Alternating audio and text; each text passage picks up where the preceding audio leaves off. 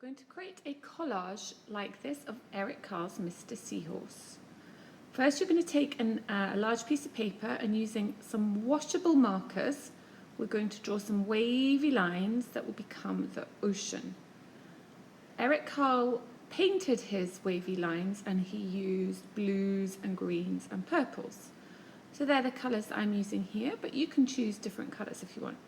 So a few wavy lines and a few little dots to show the bubbles in the ocean. They must be washable markers because in a minute we're going to add some water on top. So you can cross the wavy lines over each other. And now what you do is you get some water and you will see that as you put the water on the wavy lines, then the pen will start to dissolve. It will mix with the water and it will run on the paper, and as you can see, it's quite a cool effect. It looks a little bit like water. You don't need to do all the lines, and maybe you don't need to do all the dots, just some. Leave that to dry, and now we're going to do some printing for Mr. Seahorse's body. So I've got the warm colours here with some nice bright fluorescent paint, and I've got one little sponge. So I'm putting a bit of paint on the sponge and I'm mixing and dabbing it all over the paper. When you're finished, leave that to dry.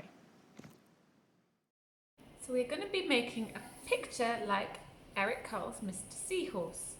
Last time we made our background paper and our paper for the seahorse. So now we're going to make the seahorse. So turn your paper over, with a pen or a pencil, we're going to draw the seahorse shape.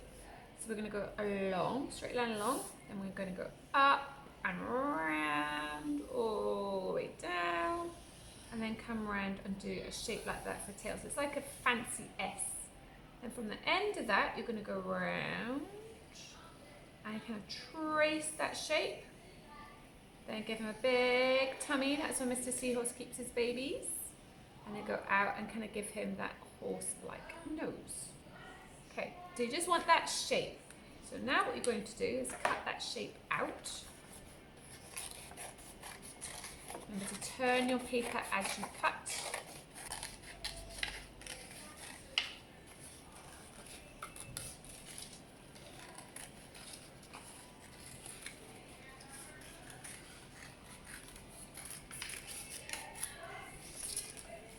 Okay, here is Mr. Seahorse.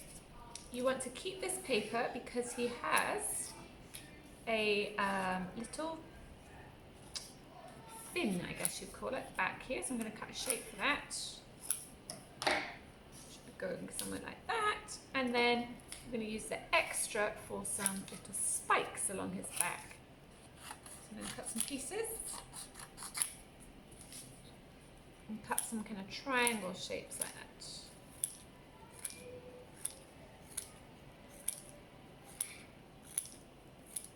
Okay, now I'm going to glue that together.